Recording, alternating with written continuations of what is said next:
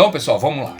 A aula de hoje é ensaio de cisalhamento, tá? Esse é um ensaio para mecânica, ele é muito importante no que diz respeito ao esforço, tá?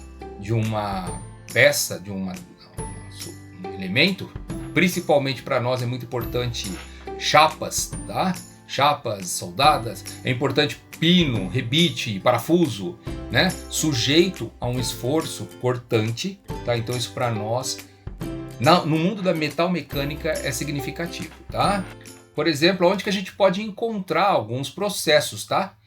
Onde a gente pode considerar. Então, você teria aqui um elemento e você cortaria, né? Se eu olhar, basicamente o que ocorre é o seguinte: esse corte que vocês viram com a serra, tá? Ele está mostrando que na realidade ocorreu em função da presença de uma força, e essa força é paralela a essa superfície, tá? Essa força ela é tangencial, é diferente dos outros ensaios, tá? E o que ocorre nisso tudo? Né? A gente já estudou lá atrás que, por exemplo, a tensão, né, de tração, por exemplo, a tensão de compressão era força sobre área. Aqui continua sendo a mesma. Mas lá eu usava sigma. Tá, agora nós vamos usar tal porque trata de aquela lá era uma força normal. Essa é uma força tangencial. Então por isso que a gente vai usar tensão de cisalhamento. Era uma força cisalhante, mas aí a força é exatamente a mesma. Força sobre área, tá, gente? Isso não muda.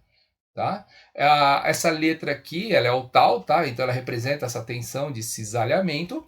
A é a área e a força, né, é a força cisalhante, é o esforço cortante, tá ok?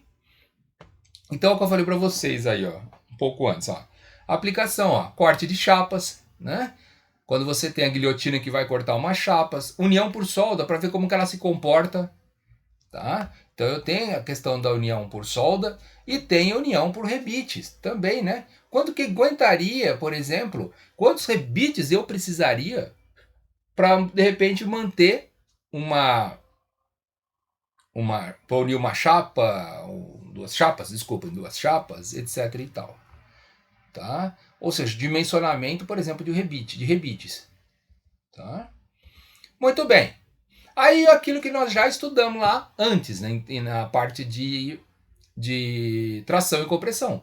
Nós estudávamos o quê? A força, a tensão normal, né? A tensão normal. Por que eu digo isso? Porque a tensão normal, a gente tinha o quê? Era uma força normal, uma força resultante, né? Que atua perpendicularmente, né? Na superfície do corpo de prova. Na superfície do elemento. E a tensão de cisalhamento, né? Se a gente olhar, ela é exatamente o quê? Contrário, né? Aqui, se eu passar um corte na peça, vocês vão ver que a força vai estar atuando nesse sentido. Se eu fizer aqui um corte, vocês vão ver que a força vai estar no sentido, ou seja, cisalhante, tá? Então, nesse caso aqui, no primeiro a gente tinha, na tensão normal, né? Nós tínhamos uma força normal atuante. Aqui não, aqui nós temos uma força o quê? Tangencial. A equação é exatamente a mesma, tá? Não muda absolutamente nada, tá? Isso aqui é um vídeo interessante, né? Por quê? Se vocês olharem, né? Isso aqui é uma espuma, tá? Essa espuma foram feitos vários quadrados e se vocês olharem, quando ele puxa, as linhas elas se deformam em diagonais, né? E dá para até lembrar, para associar lá na parte de fluidos. Lembra que nós em fluidos nós estudamos a tensão de cisalhamento, né? Em fluidos, que era a parte de Newton. Nós estudamos isso lá atrás. E nós vimos que formava um perfil de velocidade, e é muito parecido com isso aqui, tá? A ideia é exatamente a mesma, a inclinação das linhas. E aí você nota o seguinte, a resistência ao cisalhamento, né, ela pode ser, ou seja, quanto que ele vai resistir a romper, ela é determinada pelo ensaio de cisalhamento. Ou seja, quanto que ele resiste, né, ao esforço cortante. E aqui é o modelo de exemplos de ensaio, tá vendo? O que ocorre? Nós temos duas, né, olhando aqui talvez seja mais fácil, eu tenho duas placas paralelas, tá? E se vocês olharem, uma placa Você tem duas, uma de cada lado. Uma se desloca. E eu tenho o elemento preso no meio. Tá? O elemento é preso no meio. De tal forma a romper. Tá? Então eu tenho sempre superfícies, né, laterais, e uma se locomove, uma se desloca. E nesse deslocamento a gente tem o cisalhamento. Tá? Basicamente isso. Então, parafusos e rebites. A equação, na realidade, vocês vão olhar e falar assim, professor, tal de cisalhamento é força sobre área, né? A área aqui no caso eu coloquei S, surface, tá? Mas você fala assim, professor, mas aí tá F sobre área, vezes N. Na realidade, por que eu coloquei esse N aqui? Porque vamos supor, se eu estiver trabalhando, eu quero determinar, por exemplo, eu sei que uma determinada união, uma junção por rebite, ele tem que suportar uma carga de cisalhamento aqui. Ele sabe que eu preciso suportar essa carga. Mas aí eu pergunto para vocês, eu tenho um parafuso de tal dimensão, então, de tal diâmetro. Então, por exemplo, quantos parafusos eu necessitaria para suportar essa carga quando sujeito a uma força conhecida? Então, esse N seria o número de elementos, parafusos, rebites. Por que eu faço isso? Quando eu multiplico pela área deles, né, pela área de cada parafuso, né, eu vou ter uma área total. E aí sim, essa área total é que eu vou fazer F dividido por ela. Tá?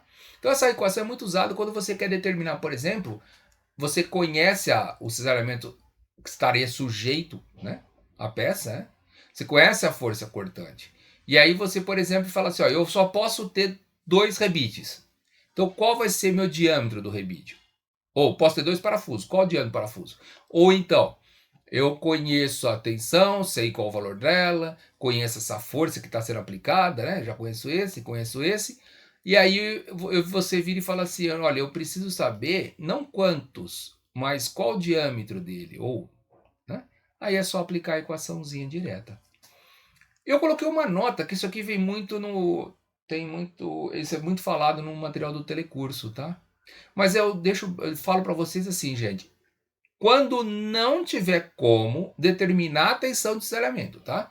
Então, quando não tiver como fazer uma tensão de cisalhamento, existe uma aproximação, tá? E nessa aproximação ele diz o seguinte, eles dizem o seguinte, olha, com a realização de ensaios, né, vários testes, o que se notou é que existe uma relação entre tensão de cisalhamento e uma relação da tensão de tração. Tá? Eles notaram que existe um comportamento característico. E aí, o que eles fizeram? Entre as tensões, cisalhamento e tensão de tração. E aí eles verificaram que essa relação entre tensão de cisalhamento e tensão de tração, ela era de 75%. Ou seja, vocês não têm como, estão trabalhando, não tem como determinar um ensaio de tensão de cisalhamento, mas vocês precisam do valor de uma tensão de cisalhamento. Então, conhecido o ensaio de tração, que você quer bem mais